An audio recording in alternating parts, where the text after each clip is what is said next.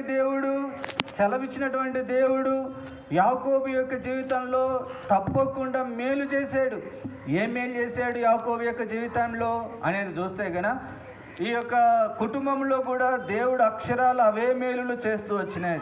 సరే, యాకోబు యొక్క జీవితంలో 3 మేలులు చేస్తూ వచ్చాడు. మొట్టమొదటి మేలు ఏమిటి అని అంటే ఆదికాండము 28వ అధ్యాయము 15వ వచనంలో రాయబడుతుంది, నేను నీతో చెప్పినది నెరవేర్చు వరకు నిన్ను విడువను.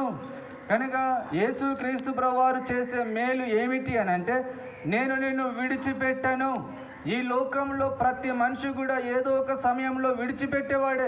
ఒకవేళ నువ్వు అనుకోవచ్చు తల్లి ఎప్పుడు కూడా విడిచిపెట్టదు కదండి అని, కానీ బైబిల్ గ్రంథంలో రాయబడుతుంది ఆదికాండం 21వ అధ్యాయంలో చిన్నపిల్లవాడు నీళ్ళ కోసం ఏడుస్తున్నప్పుడు హాగరు అనే తల్లి ఇష్మాయేల్ అనే కుమారుని ఒక పొద కింద పడవేసి దూరముగా వెళ్ళి చూస్తూ ఉంది. విడిచిపెట్టి